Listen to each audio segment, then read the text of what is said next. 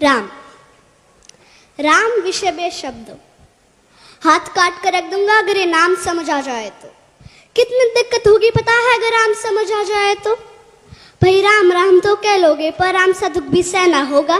पहली चुनौती ये होगी कि मर्यादा में रहना होगा। और मर्यादा में रहना मतलब कुछ खास नहीं कर जाना है, बस त्याग को गले लगाना है और अहंकार जगाना है।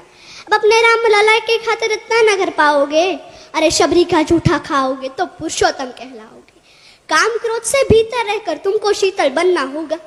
बुद्ध भी जिसके छाव में बैठे ऐसा पीपल बनना होगा। ये सब वह भी शून्य में रहकर प्यारे, तभी तुमको पता चलेगा थे कितने अद्भुत राम हमारे।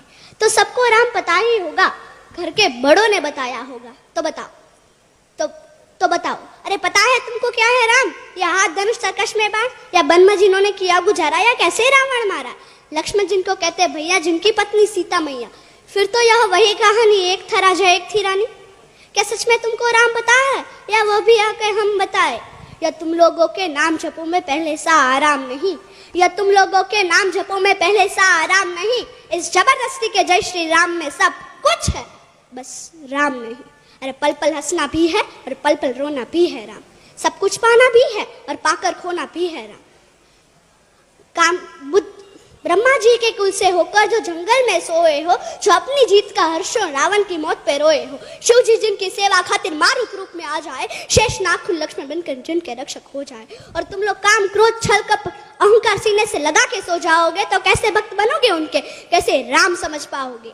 अघोर क्या है पता नहीं और शिव जी का वरदान चाहिए। ब्रह्मचर्य का इल्म नहीं और इन भक्त स्वरूप हनुमान चाहिए।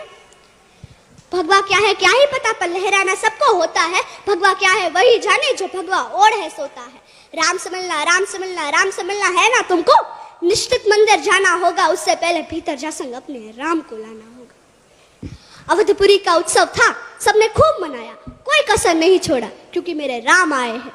जय सिया राम। और हाँ, हमें भी अयोध्या आना। मैं सनातन धर्म की योद्धा आद्याबा जाडेजा।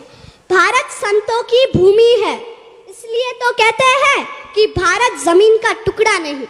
भारत जमीन का टुकड़ा नहीं, जीता जागता राष्ट्रीय पुरुष है। हिमालय मस्तक है, गौरी शंकर शिखा है, कश्मीर किरट है, पंजाब और बंगाल दो विशाल कंधे हैं, विंध्याचल कटी है, नर्मदा करगनी है, पूर्वी और पश्चिमी घाट दो विशाल जंघाएं हैं, कन्याकुमारी इसके चरण है, सागर इसके पग पखारता है, पावस के काले काले मेघ इसके कुंतल केश है, चांद और सूरज इसकी आरती उतारते हैं। यह वंदन की भूमि है, अभिनंदन की भूमि है। यह वंदन की भूमि है, अभिनंदन की भूमि है। इसका कंकर कंकर शंकर है, इसका बिंदु बिंदु गंगा जल है। हम जिएंगे तो इसके लिए, हम मरेंगे तो इसके लिए, और मरने के बाद भी यदि गंगा में बहती हुई हमारी अस्थियों को यदि कोई कान लगा कर सुनेगा तो केवल एक ही आवाज सुनाई देगी, भारत माता की जय, भारत माता की जय।